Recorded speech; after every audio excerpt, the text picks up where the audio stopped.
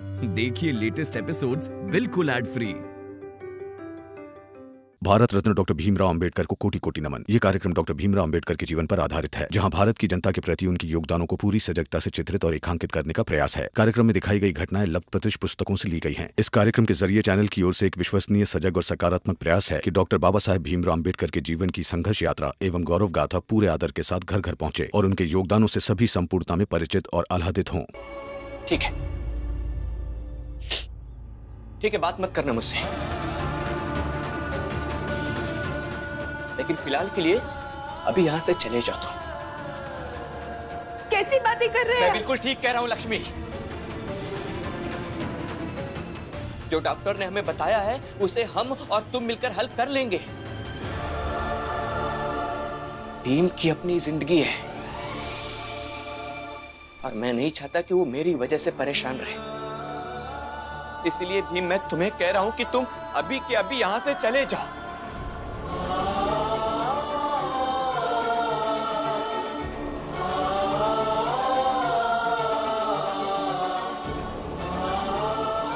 मैं सच में चला जाऊं यहां से भैया? भीम, अगर मुझसे तुम 10 बार पूछोगे तो मेरा जवाब एक ही रहेगा कि यहां से चले जाओ।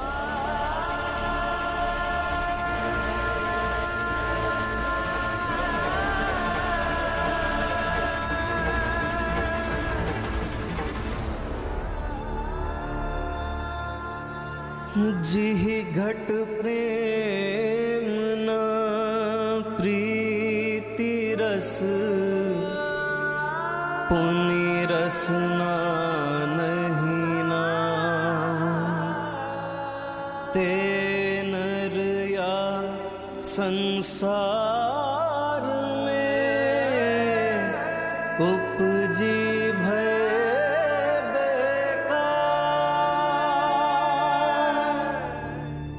रोकिए ना उन्हें, रोकिए। डॉक्टर ने कहा कि अगर मेरा इलाज नहीं हुआ तो मैं मर जाऊंगा।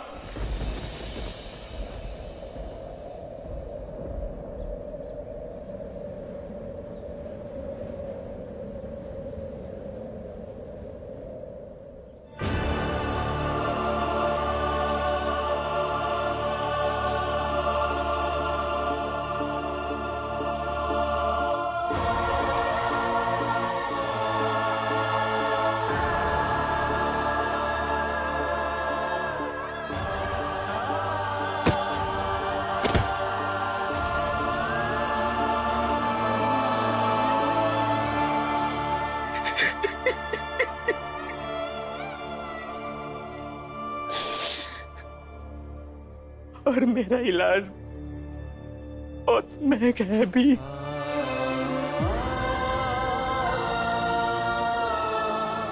अभी मैंने तुझसे छुपाया, नहीं बता, क्योंकि घर में पहले से ही पैसों की तंगी चल रही थी। ऊपर से पापा, रमा, बुआ, सबके खर्चे, और मैं नहीं चाहता था भीम की ये सब के बीच में तुम्हें मेरे बारे में पता चले। और अगर ये सब के बीच में तुम मेरे लिए कुछ भी करते तो आई तुझसे लड़ती, झगड़ती।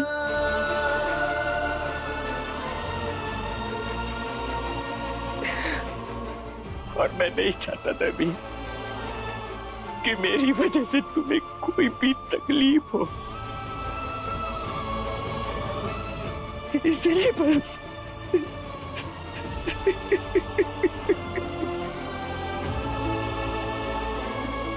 आनंद भैया, कबीर प्रेम ना चखिया, चखी ना लिया सा।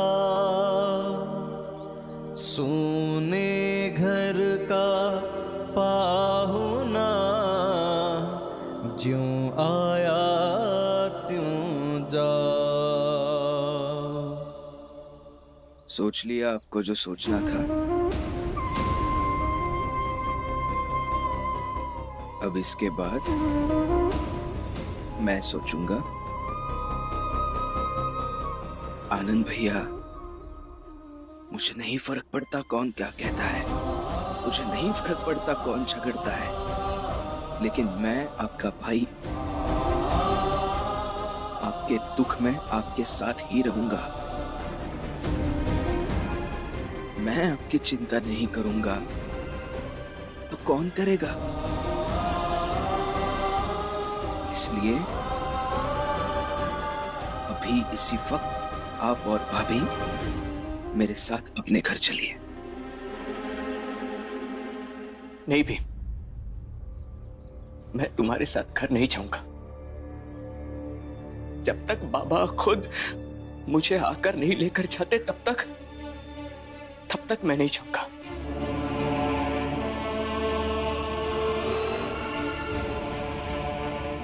बस इतनी सी बात मेरी मान लो भी, मान लो।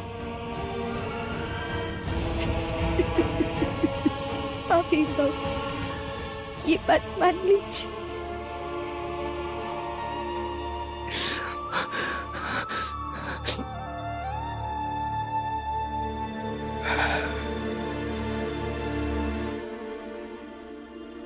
ठीक है, आपकी ये बात मैं मान लेता हूं। भैया का ध्यान रखिए। मैं आपकी दवाई के लिए कहीं ना कहीं से पानी लेकर आता हूं।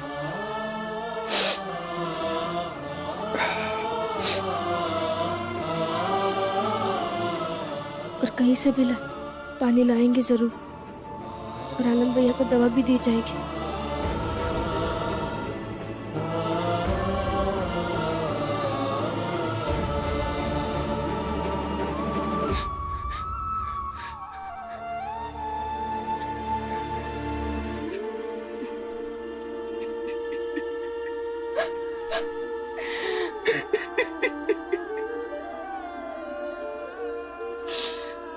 नहीं लक्ष्मी,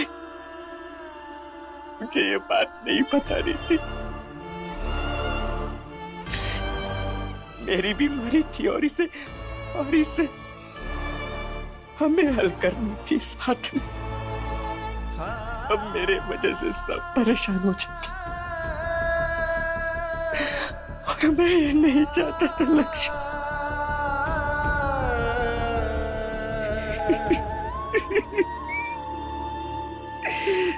नहीं चाहता था लक्ष्मी।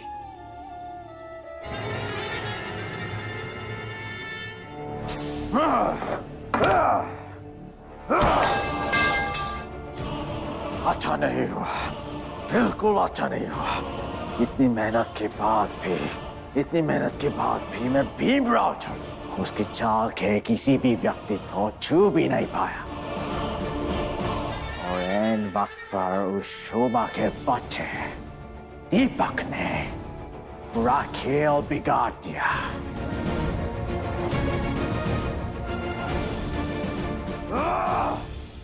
बड़े साहब जी, क्यों आया तुम लोग यहाँ पे? निकल जा। भीमराव हर बार जीत जाता है, और तुम लोग ये मुंह लेके कैसे जी लेते हो? मुझे देखो, मैं तो बर्दाश्त भी नहीं कर पा रहा। बर्दाश्त करनी भी नहीं चाहिए सर। भीम से मिली हार बर्दाश्त करनी भी नहीं चाहिए। भीमराव से हमारी दुश्मनी कल की है, सालों पुरानी दुश्मनी है हमारी उस भीमराव से। सालों से हम उससे टकराते आए हैं, हारे भी हैं, लेकिन हार मानी नहीं है। ना हार मानी है, ना मुंह छुपाया है, और ना ही भागे हैं। और आपको एक हार मिली और आप तिल मिला गए। हाँ तो क्या करूं? बता ही दो उसे। बड़े साहब जी, हम अपना ये मुंह लेकर इसलिए घूमते हैं क्योंकि हम कभी हार नहीं मानते, और हार हारने वाले की नहीं होती। हारता वो है जो हार कर भी जीतने के उद्देश्य से लड़ाई लड़ना छोड़ दे। और हमने अब तक अपनी लड़ाई छोड़ी नहीं, हमारी लड़ाई जारी है। बड़े साहब जी, आप लोग तो शासन में हैं। उस भीमराव की चाल में से कोई भी पानी का मटका लेकर पानी भरने के लिए जाएगा तो आपके शासन में से कोई भी व्यक्ति उनके रास्ते में सैकड़ों कांटे बिछा सकता है। और भीमराव की चाल में से किसी भी एक व्यक्ति को अगर कांटा चुभा तो उसका दर्द भीमराव को होगा, और भीमराव को दर्द होने का मतलब है हमारी इस हार का बदला। वैसे सही कहा प्रचंडदय। हारने के बाद मातम बनाने का टाइम नहीं, बल्कि हमला करने का है। निकलो भीमराव, निकलो पानी भरने। हम रास्ते में मिलेंगे और मटकों के साथ। तुम्हारे हौसले भी ना तोड़ दिए तो मेरा नाम डेविड नहीं, और ना हम प्रचंड देव, और ना मैं नरोत्तम जोशी।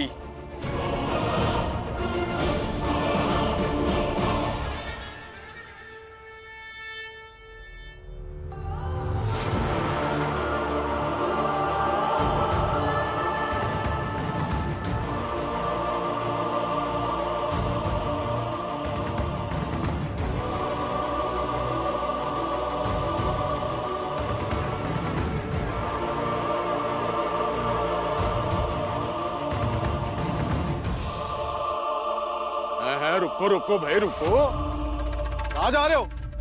तुम सबको मालूम भी है तुम्हारी जात वाली बावड़ी में कुत्ता मर गया है।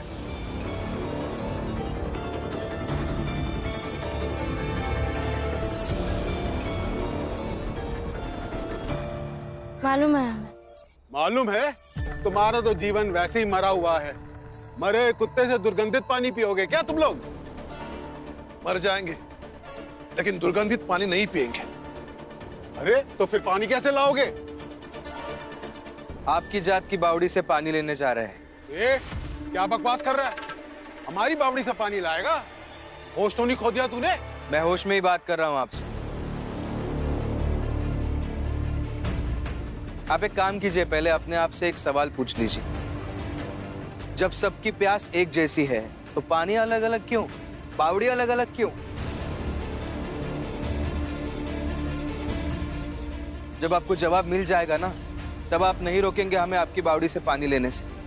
और एक बात और अच्छे से ध्यान में रखिएगा, शुद्ध और स्वच्छ पानी पीना ये हमारा हक है, और ये हक हमसे कोई नहीं छीन सकता।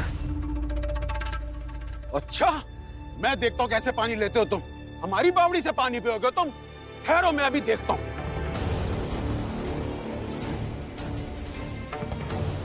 वाह भीमराव वाह, खिला देना भाषण की घुट्टी इसको। अब ये जा करके अपनी जात वालों को बुला के लाएगा तो तुम उसको भी भाषण की घुट्टी पिला देना। अरे हम तो अबहिने भी यह कहा था कि अपनी जात वाली दूसर बावड़ी यहाँ से 10 कोस दूर है, तो कुएं से चल के पानी ले आवत है। तुम जाओ 10 कोस दूर पानी लेवे, हम ना जाइबे। हम तो वहीं से पानी लेंगे जहाँ भीमराव कहेगा। राम जी, अरे अपने बेटे को समझा दो कि वो बड़ी जात के लोगों को न उकसाए। बड़ी जात के लोगों से उलझना हम सबको महंगा पड़ सकता है।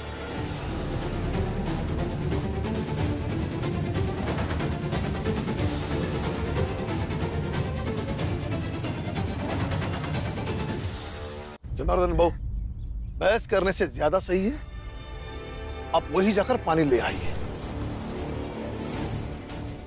और हितेश भाऊ, आप वही डेविड के पास ही क्यों नहीं चले जाते? जा करके वहां गिड़गिड़ाइएगा तो क्या पता आपको पानी मिल जाए।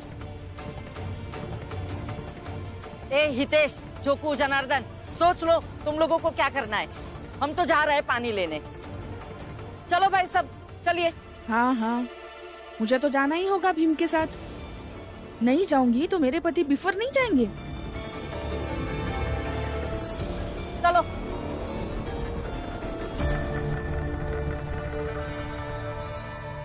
हितेश भाऊ, हम लोग अपनी जात वाली बावड़ी में चलें का? अरे पागल हो गए हो क्या? अरे अपनी जात वाली बावड़ी यहाँ से कोसों दूर है। वैसे भी हम लोग प्यासे हैं। इतनी दूर जाओगे तो प्यासे रास्ते में ही मर जाओगे।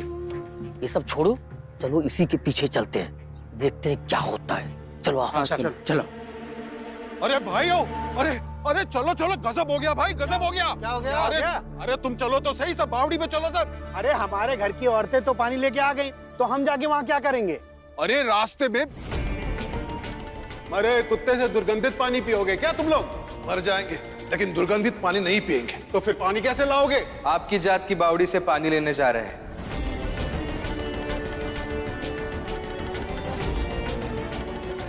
शुद्ध और स्वच्छ पानी पीना ये हमारा हक है, और ये हक हमसे कोई नहीं छीन सकता। इसीलिए बावड़ी बचाने की जिम्मेदारी हमारी है। अगर उन लोगों ने हमारी बावड़ी से पानी निकाल लिया तो हम लोग कहां से पानी लेंगे अब? सही कहा। चलो भाइयों, रुक जाओ।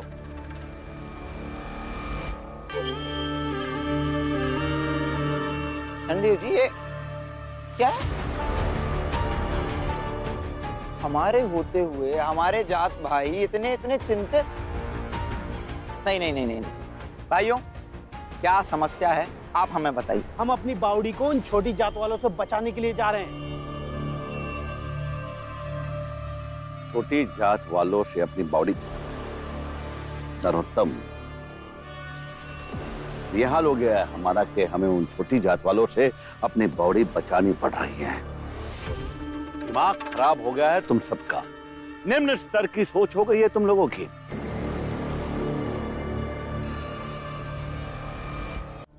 बिल्कुल सही कह रहे हैं प्रचंड देव जी, तुच्छ सोच है आप सबकी। ऐसे दिन आ गए कि हम ऊंची जात के लोग उन छोटी जात के लोगों से अपनी बावड़ी की रक्षा करेंगे। हाँ? ठीक।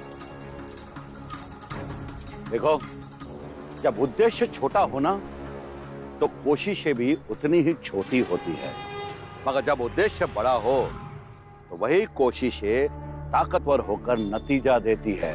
समझे? हम कुछ समझे नहीं। हम समझाते हैं और समझने की कोशिश कीजिए।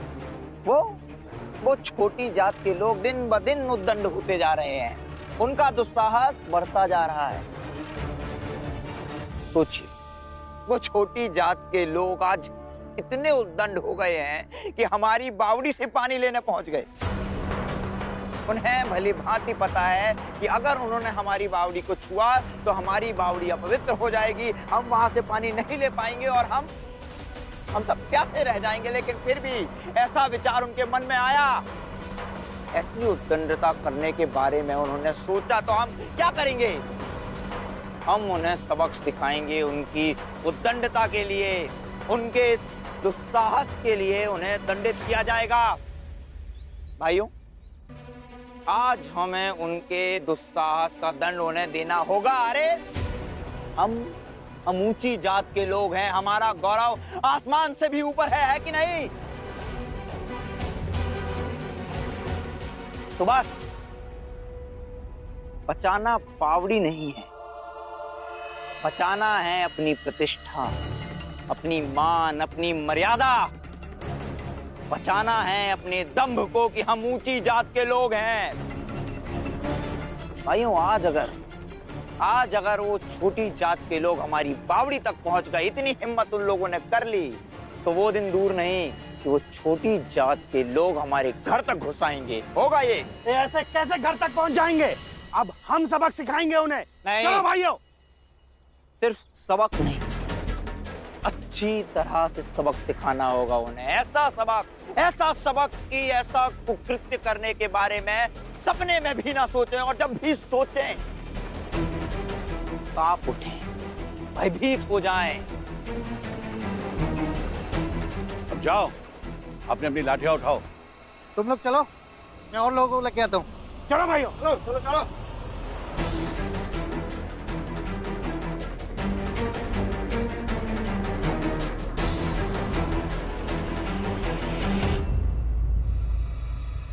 अब आ जाओ भीमराव। सातारा में तो तू पानी की लड़ाई लड़कर जीत गया था।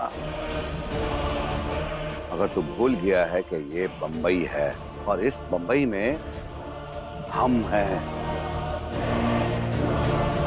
यहाँ तो तू जीतने से रहा।